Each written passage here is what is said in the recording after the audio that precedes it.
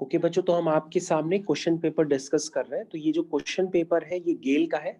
तो let's say सबसे पहले हम इसका डिस्कशन कर लेते हैं। सबसे पहले अगर आप इस क्वेश्चन को करना चाहते हैं तो आप इसमें यूज करेंगे limit x standing towards a x की पावर n माइनस a की power n upon x minus a। इसका रिजल्ट होता है बच्चों n a n माइनस 1। तो बच्चों अगर इस रिजल्ट को हम यहाँ पर यूज करते हैं तो ये रिजल्ट होता है x की पावर 10 माइनस 2 की पावर 10, तो ये अपॉन x माइनस 2। तो बच्चों इसका रिजल्ट आ जाएगा n a n माइनस 1। तो बच्चों यहाँ पे n की जगह 10 है, तो इसका रिजल्ट हो जाएगा 10 इंटू 2 की पावर 9। तो दिस इज द आंसर। तो बच्चों ये आपको क्वेश्चन का डाउट समझ में आ गया होगा। अगर ये आपको डाउट है तो ये आपको क्लियर हो गया होगा। तो बच्चों अगला क्वेश्चन आपका स्क्रीन पे है। अगर आप इस क्वेश्चन को करना चाहें तो आप दोबारा प्रॉपर्टी यूज करेंगे जो आपको अभी हमने प्रॉपर्टी बताई है। तो जब हम लोग इसको प्रॉपर्टी वाइज यूज करेंगे तो ये हो जाएगा limit x standing towards 2 1 upon x की पावर 1/3 माइनस 2 की power 1/3 whole divide by x minus 2। इस प्रॉपर्टी को यूज करेंगे और प्रॉपर्टी को जैसे ही यूज करेंगे तो आपका लिमिट्स अप्लाई हो जाएगी। तो लिमिट ये डिनोमिनेटर में अप्लाई होगी। दिस इज, अगर आप ध्यान से देखें तो x की पावर n माइनस a की power n upon x minus a। तो यहाँ पे n की जगह है 1/3, तो ये हो जाएगा n a। तो ध्यान से देखिए n a n माइनस 1। तो इसको अगर हम यूज करते हैं तो ये रिजल्ट ये आ जाता है। दैट मीन्स ये हो जाएगा 1/3 इंटू 2 की पावर, अगर आप ध्यान से देखें तो जो 3 है, अगर आप ध्यान से देखें तो ये जो 3 है वो 3 ऊपर की तरफ चला जाएगा। तो इस 3 को आप ऊपर की तरफ लिख लीजिए। तो ये 3 ऊपर आ गया है। अब ये नीचे जो बचा है वो है 1 इंटू 2 की पावर 1/3 माइनस 1। 1 माइनस 3 अपॉन, ध्यान से देखिए ये बन गया 1 minus 3 upon 3, this is minus 2/3। तो ये इसका रिजल्ट हो जाएगा 1/3 माइनस 1। तो 1 माइनस 3 माइनस 2/3। तो ये बच्चों इसका आंसर हो जाएगा। जिसको आप सिंप्लीफाई करना चाहें तो सिंप्लीफाई करके 3 इंटू 2 की पावर 2/3 भी लिख सकते हैं। तो ये आपका आंसर हो जाएगा, जिसको आप सिंप्लीफाई भी कर सकते हैं आगे। तो बच्चों अगर आप इसको x के रिस्पेक्ट में डिफरेंशिएट करना चाहते हैं तो सबसे पहले आप किसी को भी डिफरेंशिएट करते हैं तो सबसे पहले उसको x y मान लेते हैं। तो y मानने पर वो क्वेश्चन कुछ इस तरह से नजर आएगा। अब अगर इसको डिफरेंशिएट करना चाहते हैं तो उसमें जो आपको फॉर्मूला बताया था वो आप यूज करिएगा, या तो पहले आप इसको मल्टीप्लाई कर लीजिए फिर यूज करिए। तो सबसे पहले आप क्या करिए, इसको मल्टीप्लाई ही कर लीजिए आप। तो ये हो जाएगा y is equal to 3 into X की पावर 5 माइनस 3 इंटू एक्स की पावर 5 6 इंटू एक्स की power minus 9 plus 5। Minus 9 plus 5 होगा बच्चों माइनस 4, माइनस 9 प्लस 5 होगा माइनस 4। तो बच्चों ये आपका फंक्शन बन जाएगा। अब बच्चों इसके नीचे आप लिखेंगे differentiate both side with respect to X. Differentiate both side with respect to X. जब बच्चों आप इसको डिफरेंशिएट करेंगे तो ये बन जाएगा dy by D X is equal to 3 into D by D X of X की power 5 minus 6 into D by D X of X की पावर माइनस 4। और सभी बच्चे जानते हैं कि मैंने आपको सिखाया है कि x की पावर n का डिफरेंशिएशन होता है nx n माइनस 1। इसको बच्चों आप यहाँ पे यूज करेंगे तो आपका आंसर बहुत ही जल्दी आ जाएगा। तो ये हो जाएगा nx n माइनस 1 यानी कि 4, और फ्री हो जाएगा nx n माइनस 1, तो ये माइनस 5 हो जाएगा। तो इस तरह से बच्चों आपका ये आंसर आ गया 15x की पावर 4 प्लस 24x की पावर माइनस 5। ये बच्चों आपका आंसर हो गया। तो इस तरह से ये क्वेश्चंस होते चले जा रहे हैं। क्वेश्चंस बेहद आसान है। तो बच्चों आपकी स्क्रीन पे एक नेक्स्ट क्वेश्चन दिया गया है कि आपको रूट एक्स को डिफरेंशिएट करना है फर्स्ट प्रिंसिपल के रिस्पेक्ट में। तो बच्चों जब आपको मैंने फर्स्ट प्रिंसिपल का फॉर्मूला बताया था तो मैंने बताया था कि कोई भी अगर फंक्शन दिया हो y is equal to F X, और अगर आप उसको डिफरेंशिएट करना चाहते हो with respect to first principle तो आप कैसे यूज करेंगे, आप लिखेंगे F dash X is equal to limit h tending towards 0 f of x plus h minus F X upon h। इस तरह से आप इसको यूज करेंगे f of x plus h minus F X upon h। तो आपका derivative आ जाएगा F dash x. तो बच्चों अब आपको चेक करना है कि यहाँ पर आपका फंक्शन क्या है। तो बच्चों यहाँ पे जो फंक्शन है आपका वो है रूट एक्स। ठीक, तो फंक्शन सभी को यहाँ पे क्लियर है। अगर आपका फंक्शन एफ एक्स ये है तो F of X plus H क्या होगा, वो होगा root of X plus H. तो सभी बच्चों को अपना फंक्शन तो एटलीस्ट क्लियर है। तो अब आप क्या कर सकते हैं, इसका डेरिवेटिव निकाल सकते हैं यूजिंग फर्स्ट प्रिंसिपल। तो एफ डैश एक्स क्या होगा, वो होगा limit H tending towards zero F of X plus H. तो बच्चों ये हो गया F of X plus H minus F X upon H upon H. तो बच्चों आप ध्यान से देखिए, मैंने इसको यूज किया है। तो F of X plus H minus F X upon H, तो this is the differentiation using first principle. अब आप इसको आराम से यूज करिए, आपका क्वेश्चन निकल आएगा। तो इसको आगे क्या करेंगे बच्चों, आप इसको रैशनलाइज करिए, क्योंकि इस लिमिट को सॉल्व करने के लिए आपके पास रैशनलाइजेशन है। तो रैशनलाइज किससे करेंगे बच्चों, उसको कर जाइए आराम से। This is X plus H half minus X की पावर हाफ। तो रैशनलाइज करने के लिए हम यूज करेंगे एक्स प्लस एच की whole power half plus X की पावर हाफ, और डिवाइड करेंगे बच्चों h times x plus H की पावर हाफ प्लस x की पावर हाफ। ये है बच्चों। अब बच्चों धीरे धीरे इस क्वेश्चन को आप करते चले जाइए। तो ये आ जाएगा limit h tending towards zero a minus B A plus B. तो ये हो जाएगा A square minus B square. ध्यान से देखिए बच्चों, a minus B A plus B, तो A square minus B square से आपके पास ये रिजल्ट चला आएगा। और ये हो जाएगा h times x plus H की whole power half plus x की पावर हाफ। अब बच्चों अगर आप ध्यान से देखेंगे तो आपका ये x से x कैंसिल हो गया और h से h भी कैंसिल हो गया। फाइनली आपके पास निकल करके आया है limit h tending towards zero 1 upon x plus H की whole power half plus x की पावर हाफ। तो ये आ गया बच्चों। तो बच्चों अगर आप इसको आप ध्यान से देखें, इसमें h को आप जीरो डालेंगे, तो h को जीरो डालते ही ये बनेगा root X plus root X. तो root X plus root X बच्चों होता है टू रूट एक्स, तो ये वन बन जाएगा one upon two root X. तो root X plus root X बच्चों कितना हुआ, टू रूट एक्स हुआ, तो उसका आंसर हो गया one upon two root X. तो बच्चों आपको याद रखना होगा, this is the answer using first principle. तो बच्चों अगर आप इस क्वेश्चन को करना चाहते हैं तो ये क्वेश्चन काफी आसान होता है। आपको यूज करना होता है क्लास 11th की ट्रिग्नोमेट्री। आपको सिखाया गया है cos 2x जो होता है वो 2 cos स्क्वायर x माइनस 1 होता है। ये सभी बच्चों को बताया गया। तो इसका मतलब बच्चों अगर आपसे पूछा जाए cos 2a क्या होगा, तो आप कहेंगे 2 cos स्क्वायर a माइनस 1, यही तो कहेंगे।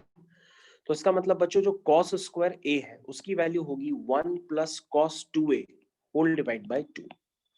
और सिमिलरली बच्चों अगर आपसे पूछा जाए cos square a plus pi by 3, तो आप ये भी लिख लेंगे, दिस इज 1 प्लस cos, 2 अंदर मल्टीप्लाई कर देंगे तो ये 2a प्लस 2 पाई बाई 3 हो जाएगा होल डिवाइड बाई 2।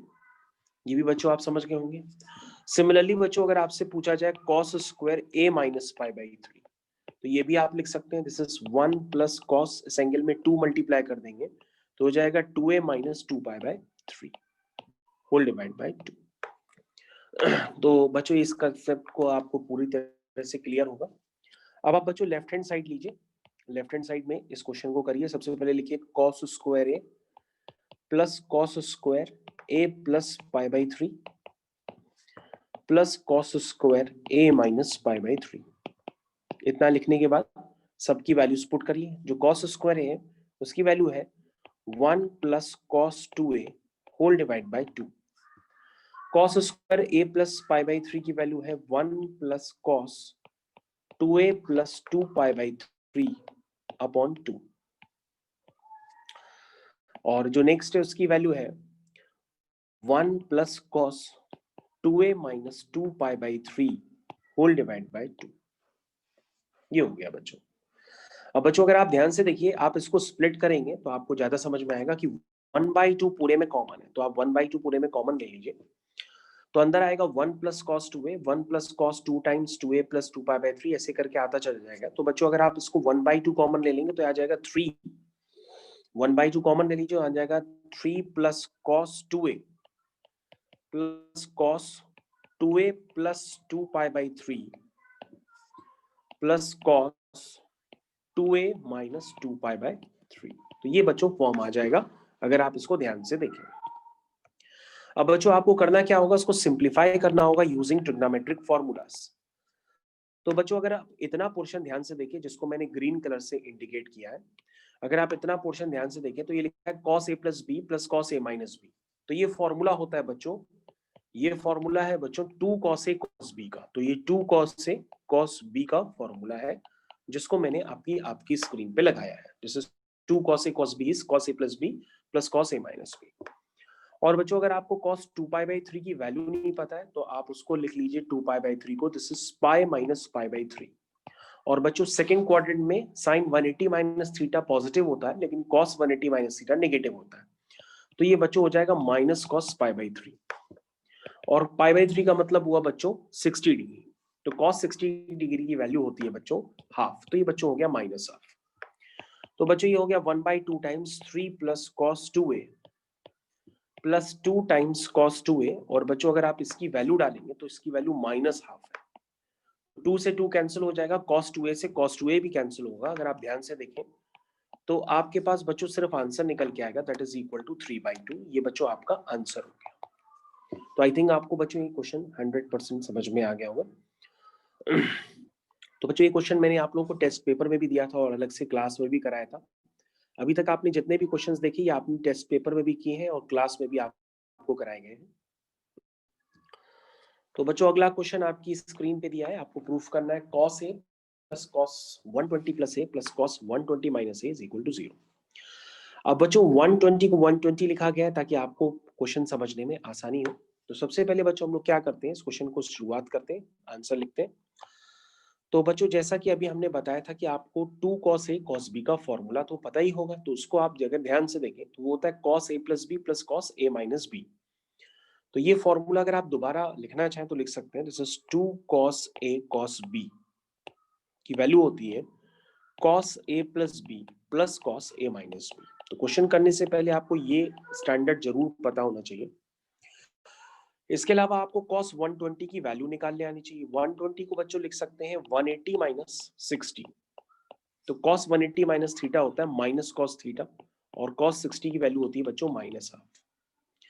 इसका मतलब जो आपका बच्चों क्वेश्चन है, उस क्वेश्चन को अगर आप ध्यान से देखें तो क्वेश्चन आपका होने वाला है। तो अगर आप देखिए क्या लिखा हुआ है, this is cos a plus B plus cos a minus B, यही तो लिखा हुआ है अगर आप ध्यान से देखें। तो बच्चों अगर आप आंसर निकालने की कोशिश करेंगे तो ये हो गया cos a plus 2 cos a cos b। देखिए ध्यान से 2 cos a cos b, आपको एकदम क्लियर कट विजन आ गया होगा 2 cos a cos b। अब आप इसको बहुत आराम से कर सकते हैं, बल्कि आप इस क्वेश्चन को कर लीजिए। तो ये हो जाएगा cos a plus 2 times cos 120 is minus half, this is cos a। तो cos a minus cos a that's will become equal to 0। तो बच्चों आपको जो निकालना था वो आपका आ गया है, ठीक है। तो बच्चों आपकी स्क्रीन पे ये नेक्स्ट क्वेश्चन लगा हुआ है, आप इसको आराम से पढ़ सकते हैं। इसमें लिखा है a pack of cards contain 4 aces, 4 kings, 4 queens, 4 jacks. तो बच्चों अगर आप एकदम बिगिनर हैं और बिगिनर लेवल पे करना चाहते हैं तो आप एक सैंपल स्पेस बना लीजिए। सैंपल स्पेस में लिखाइए 4 आपके पास एस है, ठीक, 4 किंग है, ठीक, 4 क्वीन है और 4 जैक है, ठीक है।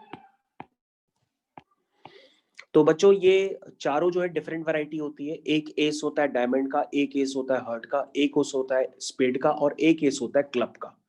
वैसे ही बच्चों एक किंग होता है डायमंड का, एक किंग होता है हार्ट का, एक किंग होता है स्पेड का, एक किंग होता है क्लब का। उसी तरीके से बच्चों ये वैरायटी दी हुई है। तो बच्चों अगर आप टोटल सैंपल स्पेस में नंबर ऑफ एलिमेंट्स काउंट करेंगे तो ये 4 करके 4 बार है। In total number of elements यानी टोटल आउटकम्स जो है आपके 16 है। यानी कि बच्चों ये बात पक्की है कि डिनोमिनेटर में शायद 16 ही आना है, क्योंकि टोटल आउटकम 16 ही है। तो टोटल आउटकम्स बच्चों क्या होगा, टोटल आउटकम्स वो आपके हैं 16। अब बच्चों कहा गया है कि 2 cards are drawn at random, इसमें से 2 कार्ड निकाले गए। अब कहां से निकालेंगे ये नहीं पता।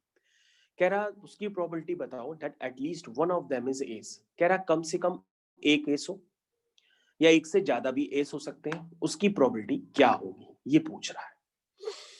तो बच्चों कम से कम एक एस हो या उससे ज्यादा एस हो, उसकी प्रोबेबिलिटी आपसे पूछ रहा है।